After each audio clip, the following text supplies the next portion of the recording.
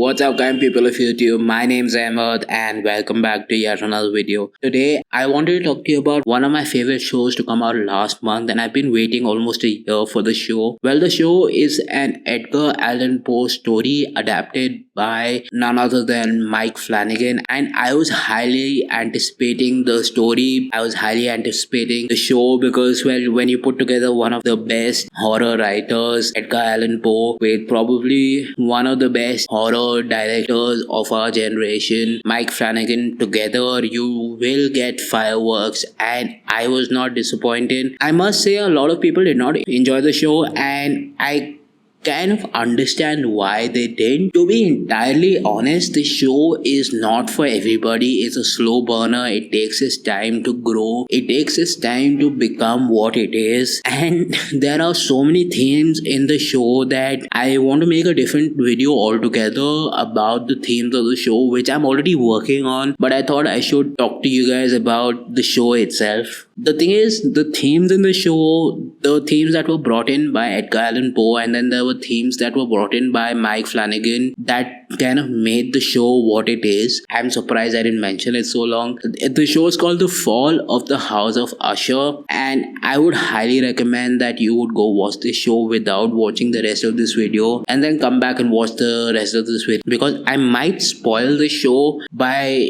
even giving you a little bit about the show. Even though I'm not trying to tell you a lot about the show, I might end up spoiling it for you, and please don't go berserk in the comments by hey, you spoil the show for me. Don't. Just go watch the show.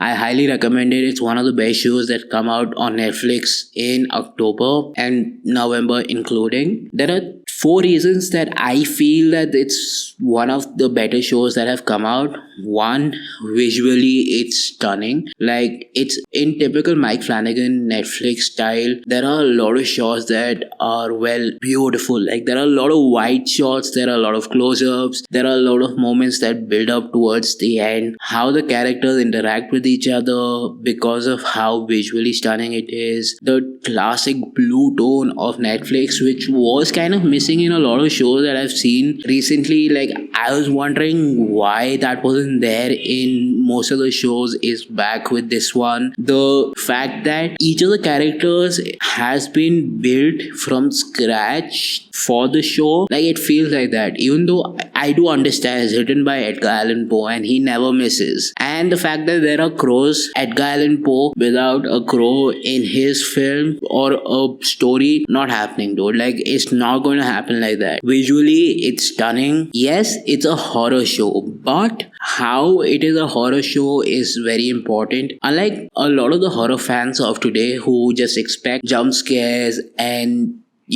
build up music and Conjuring style bullshit. That's not happening with this, right? It's not. And that is the point that I wanted to mention, that it's not, horror is not about jump scares. It's not about the music, the background score. It's a lot of things, but that, like, we've gotten into a pattern where everything becomes a ripoff of Conjuring, but with Mike Flanagan. And I'm so glad that Mike Flanagan is making the kind of films that he is, the kind of shows that he is, because what happens, especially in his films and TV shows, including The Fall of the House of Usher, is there are no jump scares. Like, there are no obvious jump scares. The fear factor, like, you're genuinely scared of something happening, and it's not like you're not scared of the jump. You know exactly where the jump is coming from. You know exactly where part of that horror is coming from. But it's the fear that he builds up from the beginning to the end. And then there's one massive payoff or multiple massive payoffs. And that feeling of satisfaction is something that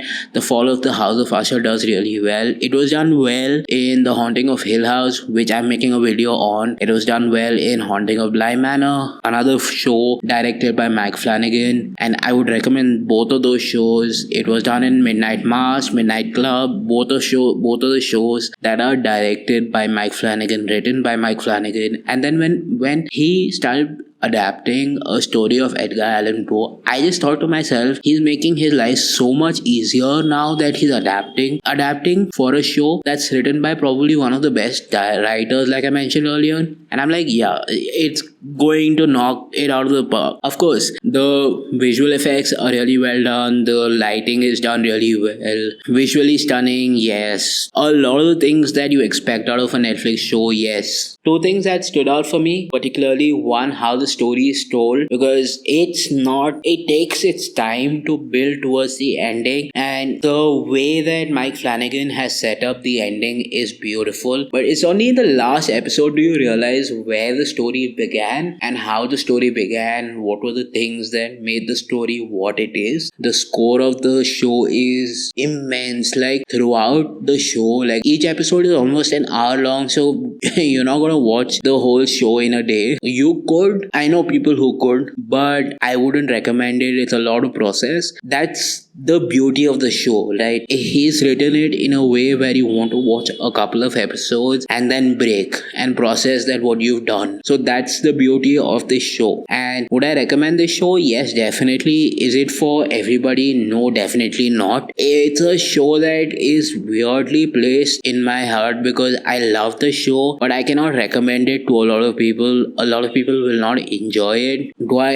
rate it? Yeah, 100%. One of the best shows that I've seen, period. There is no competition about it. That's it. That's my review of it. I hope you enjoyed it. Leave a comment down below if you've seen the show and what you liked about the show. Peace, and I will see you in the next one.